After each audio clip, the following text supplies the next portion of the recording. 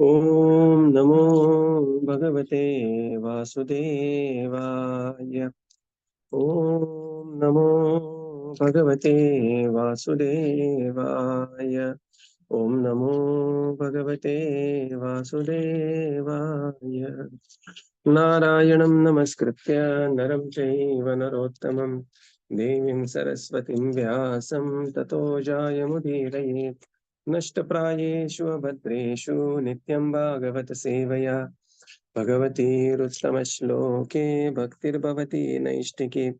ॐ ज्ञानतिमिरन्धस्य ज्ञानाञ्जनशलाकया चक्षुरुन्मिलितं येन तस्मै श्रीगुरवे नमः। श्रीचैतन्यमनोभीष्टं स्थापितं येन भूतले स्वयं रूपकदा मह्यं ददाति स्वपदान्तिकं। नमो विष्णुपादाय कृष्णपृष्ठाय भूतले श्रीमते भक्तिवेदान्त स्वामीनिति नामिने। नमस्ते सरस्वते देवे गौरवाणी प्रचारिणे निर्विशेष शून्यवादी पाश्चात्यदेशतारिणे। जय श्री कृष्ण चैतन्य प्रभो नित्यानंद श्री अद्वैत गदाधर श्रीवासादि गौर भक्त वृंद। Hare Krishna Krishna Krishna Hare Hare, Hare Rama Rama Rama Hare Hare. Hare Krishna. Reading from Srimad Bhagavatam by His Divine Grace A.C. Bhaktivedanta Swami Srila Prabhupada Ki Jai. We are reading from Canto 3, Chapter 21, Conversation between Manu and Kardama. So after prayers by Kardama Muni, now the Lord is replying to Kardama Muni, and he says, Krutva dayam cha bhuteshu dattva chabhayatmavan mayatmanam sahaj jagat drakshyasyatmani chapimam. Text 31. Showing compassion to all living entities, you will attain self-realization. Giving assurance of safety to all, you will perceive your own self as well as all the universes in me and myself in you. So we are in the middle of the purport. Please continue. This energy can be utilized for real self-interest.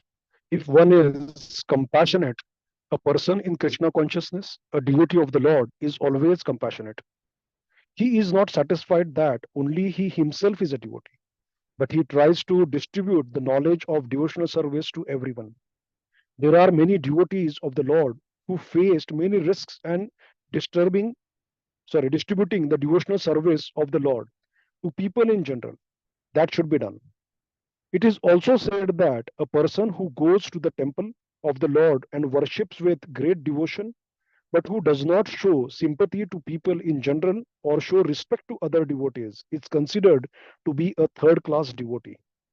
The second class devotee is he who is merciful and compassionate to the fallen soul. The second class devotee is always cognizant of his position as an eternal servant of the Lord.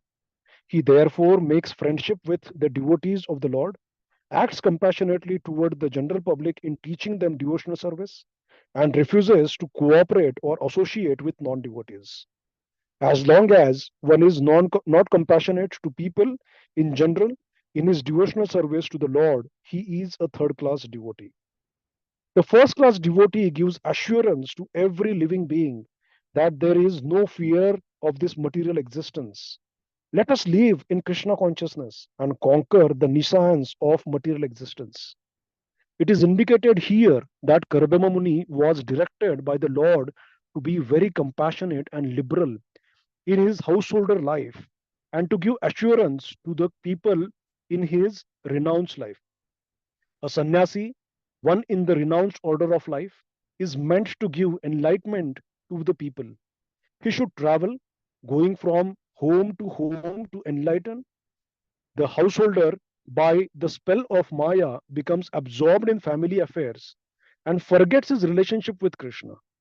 If he dies in forgetfulness, like cats and dogs, then his life is spoiled. It is the duty of a sannyasi, therefore, to go and awaken the forgetful souls with enlightenment of their eternal relationship with the Lord and to engage them in devotional service. The devotee should show mercy to the fallen souls and also give them the assurance of fearlessness. As soon as one becomes a devotee of the Lord, he is convinced that he is protected by the Lord. Fear itself is afraid of the Lord.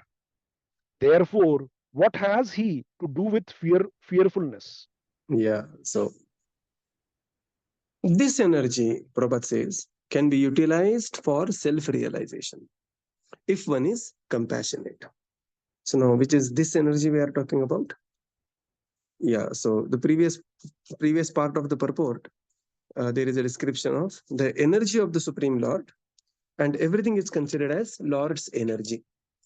And when the Lord's energy can be utilized as compassion. So Srila Prabhupada here talks about Daya and Abhaya. And Srila Prabhupada says Daya is especially one has to, it's specifically for the householders, they have to practice this being compassionate. So one is not satisfied being oneself into a devotee. One has to try to distribute this knowledge, and thus one should make many devotees. And this is how Prabhupada says, while making the people into devotees, you will come across many risks while distributing devotional service, but that risk should be taken, and therefore one has to show this compassion. The very trendy dialogue these days is risk hai to ishq hai, right? So one has to show the love towards the Lord by taking risk in preaching Krishna consciousness. This is, this is the ultimate understanding of showing love by taking risk, right? Further, Prabhupada writes that a person who goes to temple, but one who is inimical to people in general, is considered as a third class person, third class devotee. So, Sanskrit word for there is Kanishtadhikari. So, it is not that I am the devotee, my God is greatest, and everybody else go to hell. You either follow my path or we will destroy you. This is a very childish and a third class mentality according to Srimad Bhagavatam. This is called as Kanishtadhikari. Madhyamadhikari is one who is a second class devotee. He knows exactly how to employ one's relationship. Prema, Maitri, Krupa, Upeksha.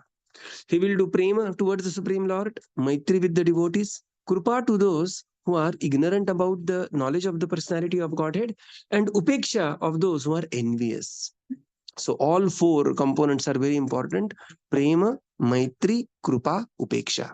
Right? Prema towards the Supreme Lord, Maitri with the devotees, Krupa to those who are unenlightened or those who are new in Krishna consciousness. One should, uh, you know, spend one's energy to enlighten them, to fix their faith. And Upeksha, those who are envious, one should neglect them. So he is called as a second class devotee or Madhyamadhikari. And then there is a first class devotee who is Uttamadhikari, who is typically a personality who is a Parivrajakachari, traveling everywhere and spreading the mission of Krishna consciousness. And for him, the most important criteria, Prabhupada says, is Abhayam. Abhayam means fearlessness. In the Bhagavad Gita purport also, Prabhupada writes about this, Abhayam Sattva Samshuddhir. So there also Prabhupada says, Abhayam is specifically meant for, of course, all qualities are meant for everyone, but one quality is specifically meant for somebody. Right. So just like Dana is specifically meant for Grahastha, Abhayam, fearlessness, is specifically meant for sannyasi or the renounced order of life. He will go around and he will try to enlighten people in general and especially householders who become absorbed in the family affairs. And there is always a chance that such a personality will die in absorption in forgetfulness of Krishna. And therefore, they will go and remind them of Krishna consciousness. And this is how they will show the mercy. And showing the mercy is also another form of fearlessness. Why? Because a devotee is convinced that as soon as one becomes a devotee, he is protected by the Supreme Lord. Avashya Rakshibe Krishna. Right. We have seen examples of Prahlad Maharaj, Ambarish Maharaj. We may not be ourselves that celebrated example, but Lord protects everyone. And Lord will specifically protect one's Krishna consciousness. Yeah, please continue. To award fearlessness to the common man is the greatest act of charity. A sannyasi or one who is in the renounced order of life should wander from door to door, from village to village, from town to town, and from country to country, all over the world, as far as he is able to travel, and enlighten the householders about Krishna consciousness. A person who is a householder but is initiated by a sannyasi has a duty to spread Krishna consciousness at home. As far as possible, he should call his friends and neighbors to his house and hold classes in Krishna consciousness. Holding a class means chanting the holy name of Krishna and speaking from Bhagavad Gita or Srimad Bhagavatam. There are immense literatures for spreading Krishna consciousness, and it is the duty of each and every householder to learn about Krishna from his sannyasi spiritual master. There is a division of labor in the Lord's service. The householder's duty is to earn money because a sannyasi is not supposed to earn money but is completely dependent on the householder. The householder should earn money by business or by profession and spend at least 50% of his income to spread Krishna consciousness. 25% he can spend for his family, and 25% he should save to meet emergencies. This example was shown by Rupa Goswami, so devotees should follow it. Actually, to be one with the Supreme Lord means to be one with the interest of the Lord. Becoming one with the Supreme Lord does not imply becoming as great as the Supreme Lord. It is impossible.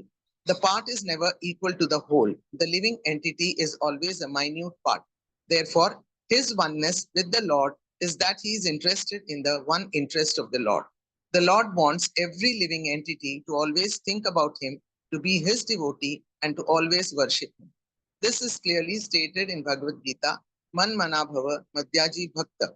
Krishna wants everyone always to think of him. Everyone should always offer obeisance to Krishna. This is the will of the Supreme Lord, and devotees should try to fulfill his desire. Since the Lord is unlimited, his desire is also unlimited. There is no stoppage, and therefore the service of the devotee is also unlimited. In the transcendental world, there is unlimited competition between the Lord and the servitor. The Lord wants to fulfill his desires unlimitedly, and the devotee also serves him to fulfill his unlimited desires. There is an unlimited oneness of interest between the Lord and his devotee. Hare Krishna. Further, Srila Prabhupada explains, to award fearlessness to the common man is the greatest act of charity. So this is very, very important. What is the charity? Greatest charity is to award fearlessness. And there is so much of a fear, not just by the terrorist attack. People in general are afraid. And in Marathi, we have this saying called as Sandhya Chaya Bhivavati Hridaya. People are afraid. What happens next? People are not aware what happens next in the life. But as soon as there is knowledge of Krishna consciousness, there is knowledge of Bhagavad Gita and Srimad Bhagavatam, one will know. This is just this life is not the only life. This life is not the last life. Neither we are alone. One personality is always with us, and that is Paramatma Antaryami, who will come with us life after life. However dejected, fallen we become, he will never leave us. Right. And therefore, Prabhupada says, a sannyasi will go from place to place to preach this mission of Krishna consciousness or knowledge of Bhagavad Gita and Srimad Bhagavatam. A grihastha, Prabhupada said, should become a disciple of such a preacher. And it is duty of a grihastha. What a powerful statement Prabhupada writes. It is duty of each and every householder to learn about Krishna and also to spread Krishna consciousness by holding classes in the house. And Prabhupada says, to hold the class in the house means chant the holy names and speak from Gita and Bhagavad. Right. Tukaram Maharaj very succinctly summarized this. Gita Bhagavata Kariti Shravana Akhanda Chintana Vithobache. So this is the meaning of what is the holding the program in one's house. Now the sannyasi, typically the spiritual masters are sannyasis, used to be sannyasis. Now ISKCON is in the discussion of launching Grihastha as spiritual master. Recently, His Holiness Jayapataka Swami Maharaj, he explained his own magnanimous plan of having thousands of spiritual masters in coming 50 years. That it is like ISKCON 3.0 kind of a thing. Okay. So a sannyasi will not earn money. He will depend on the grihasthas. So grihastha will work and he will earn money. Prabhupada says he will work by business or by profession, and one should spend as much as possible by taking care of other responsibilities in the mission of the Supreme Lord. Prabhupada says here, distribution of 50, 25, 25. Sometimes it may appear impossible, but we have the examples. Prabhupada says here the ancient example of Rupa Goswami. And the modern example of His Holiness uh, Gopal Krishna Goswami Maharaj, when he was a Grihastha, literally he used to earn whatever salary he used to earn, and he was in a big position. Gopal Krishna Goswami Maharaj was, you know, he was in a very big position. He met Srila Prabhupada in Montreal and, became a devotee there in Canada and, the other places. He was the first Indian to be a disciple of Srila Prabhupada of ISKCON. So otherwise, Prabhupada had only Western disciples till that time. And as a Grihastha, he used to earn whatever salary he used to earn, good salary. He used to place all the salary in front of his spiritual master, Srila Prabhupada, and Prabhupada used to give him something to maintain his household life. Right? Very, very ideal example. So the point here is that Krishna consciousness is also a very important part of one's life. Finally, Srila Prabhupada comments about becoming one with the Supreme. So this is a very fond topic of the impersonalists, becoming one with the Supreme. So what is that, becoming one with the Supreme? So becoming one with the Supreme Lord means becoming one with the interest of the Lord. So what is Lord's interest? And one follows, like husband and wife are one. That doesn't mean that, you put both of them in a mixer and they just become one pulp just come out. No, they are in interest, they are one. We as India, we as a Bharatiya, we are one. What that means? In interest, we are one. So, similarly, to become one with the Supreme Lord means that one becomes one in interest with the Supreme Lord. Prabhupada says a part can never become the whole, right? So, this oneness is what is doing what Lord wants us to do. And what Lord wants us to do? Manmana, bhava mad bhakto, madhyaji mam namaskuru. This is the Lord wants his every part and parcel to do. And this is the supreme will of the Lord. The Lord is unlimited. Desires of the Lord are unlimited. And similarly, the desires and by the mercy of the Lord, capacity of the living entity to fulfill those desires is also unlimited. And Prabhupada says, this is the unlimited oneness of interest between the Lord and his devotees. A beautiful, beautiful purport. A very long purport, Prabhupada writes here. Text 32. Sahaham swamsha kalaya vadidyerneena mahamune tavakshetre devahutyam pranipye tattva samhitam. O great sage, I shall manifest my own plenary portion through your wife, Devahuti, along with your 9 daughters, and I shall instruct her in the system of philosophy that deals with the ultimate principles or categories. Purport. Herein, the word Swamsha Kalaya indicates that the Lord would appear as the son of Devahuti and Kardama Muni as Kapil Dev, the first propounder of the Sankhya philosophy, which is mentioned here as Tattva Samhita.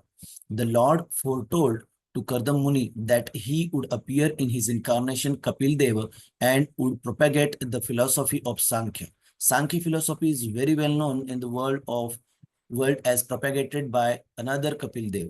But that Sankhya philosophy is different from the Sankhya which was propounded by the Lord himself. There are 2 kinds of Sankhya philosophy. One is godless Sankhya philosophy and the other is godly Sankhya philosophy. The Sankhya propagated by Kapil Dev, son of Devahuti, is godly philosophy.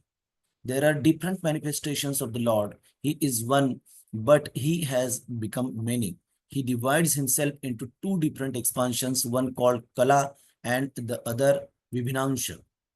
Ordinary living entities are called Vibhinamsha expansions, and the unlimited expansions of a Vishnu Tattva, such as Vamana, Govinda, Narayana, Pradyumna, Vasudeva, and Ananta, are called Swamsha Kala.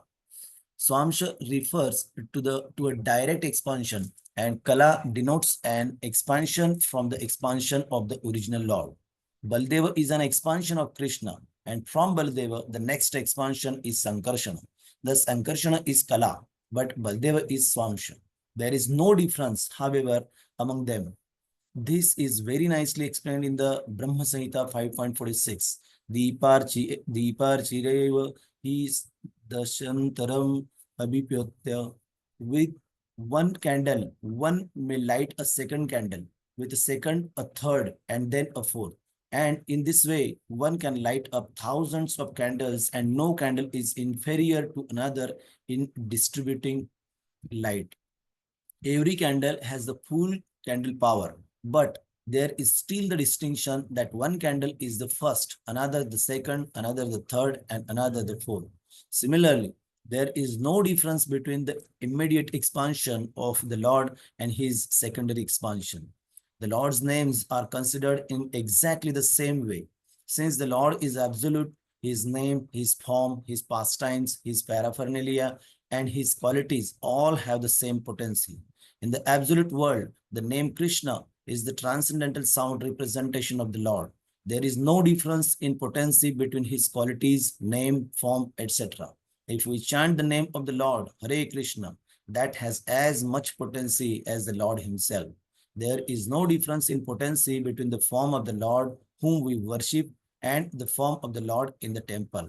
One should not think that one is worshipping a doll or statue of the Lord, even if others consider it to be a statue.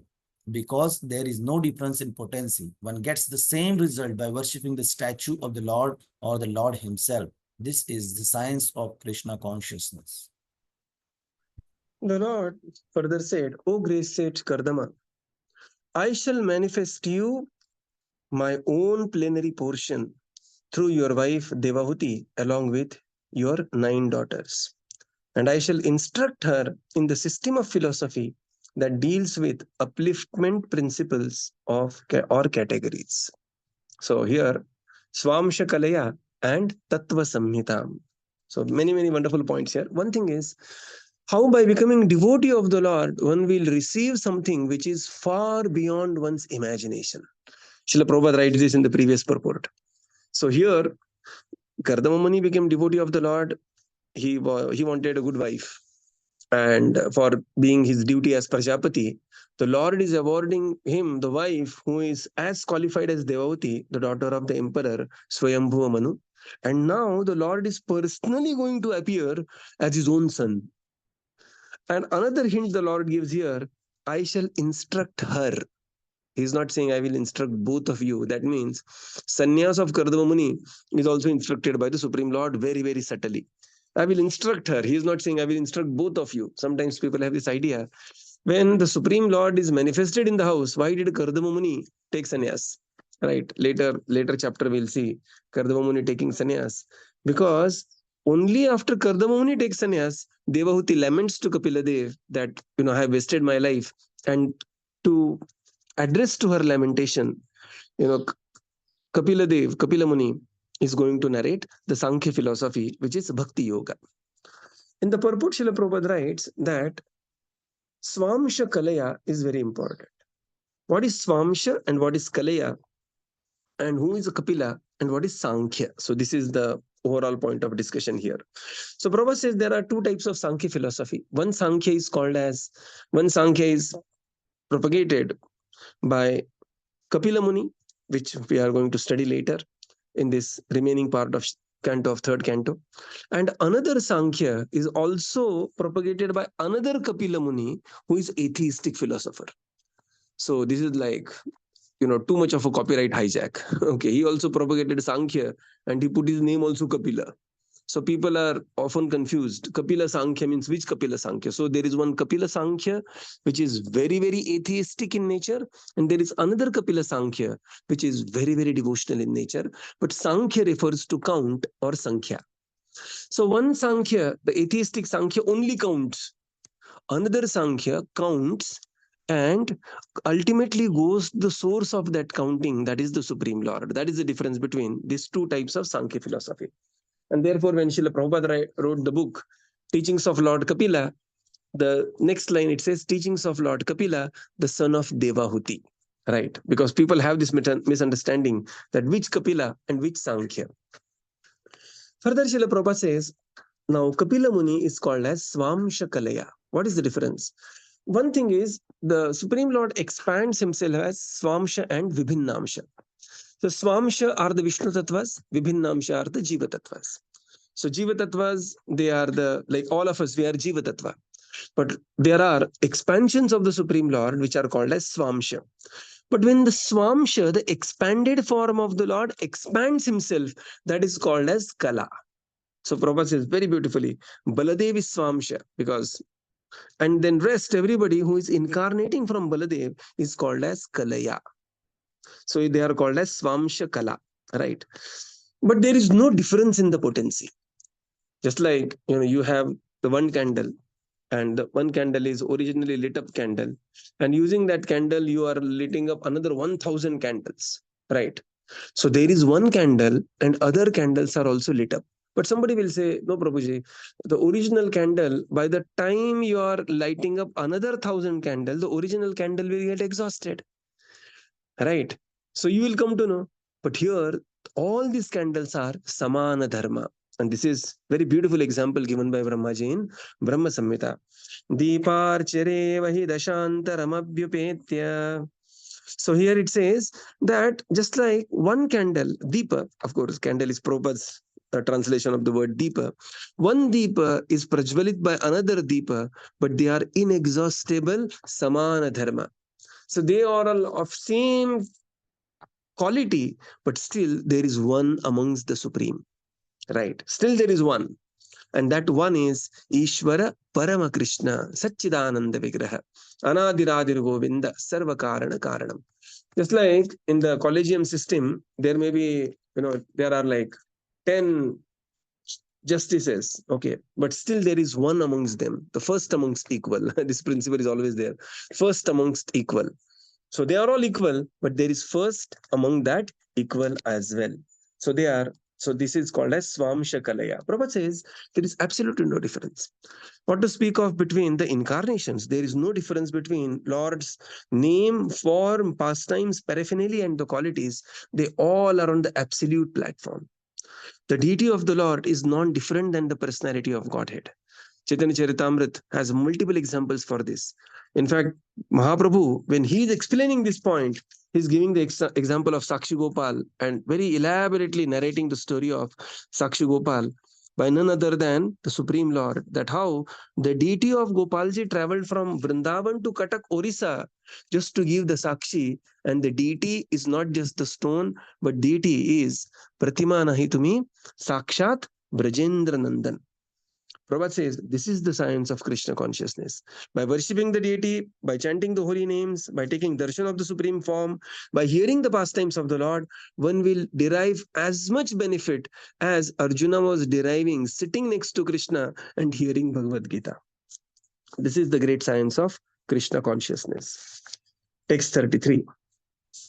Maitreya uvacha evam tam anubhashathya Bhagavan Pratyajakshaya Jagam Bindu Sarasa Saraswatyam Parishritat. Translation. Maitreya went on, thus having spoken to Kardama Muni, the Lord, who reveals himself only when the senses are in Krishna consciousness, departed from that lake called Bindu Sarovara, which was encircled by the river Saraswati. Purport. One word in this verse is very significant. The Lord is stated here to be Pratyagakshaja.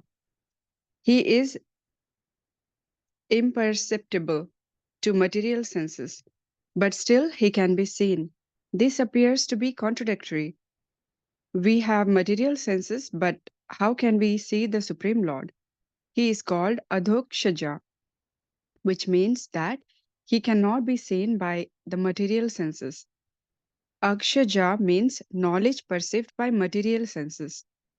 Because the Lord is not an object that can be understood by speculation with our material senses, he is also called Ajita.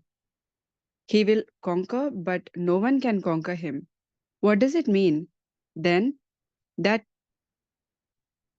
still he can be seen.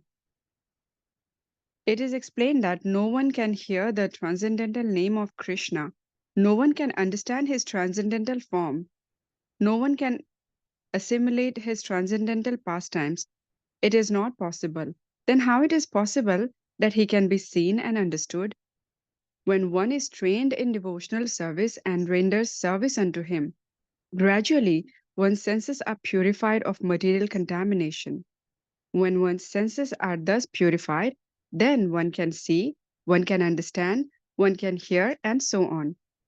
The purification of the material senses and perception of the transcendental form, name, and quality of Krishna are combined together in one word, pratyagakshaja, which is used here.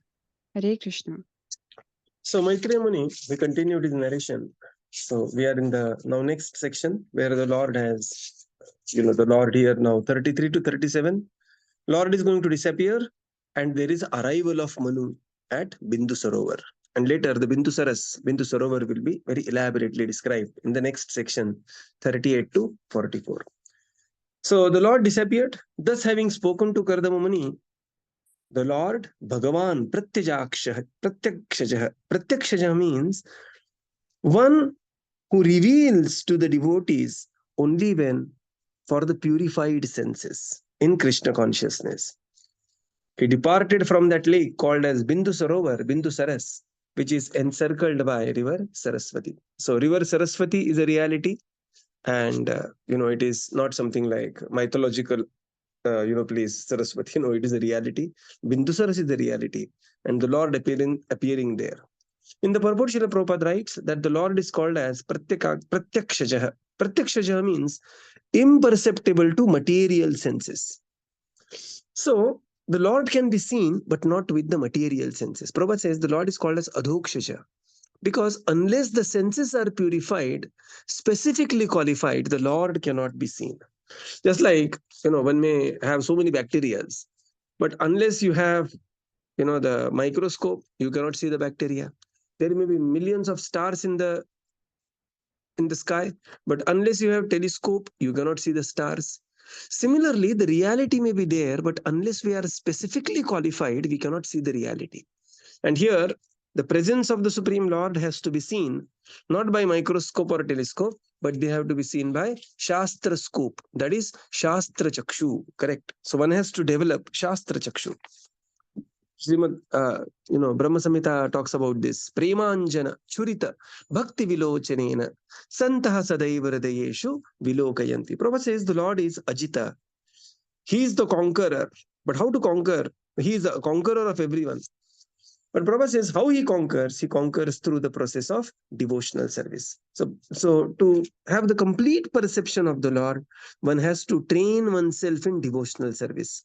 One has to train one's indriyas in devotional service, and that is the very definition of devotional service. Sarvopadhi vinirmuktam tatparatvena nirmalam rishikesha sevanam. So when the senses are thus purified in the process of Krishna consciousness by engaging in direct devotional service, then this pratyakshaja becomes perceivable to the living entity. So we will conclude here and continue tomorrow. Shri Prabhupada ki jai, Gaura Bhakta Vrinda ki jai. Thank you, Prabhupada. Thank you, everyone. Hare Krishna. Thank you, Prabhuji. Hare Krishna. Thank you, Prabhupada. Thank you, Prabhuji. Thank you, Thank you, Prabhuji. everyone. Hare Hare Krishna. Krishna. Krishna. Hare Krishna. Hare Krishna.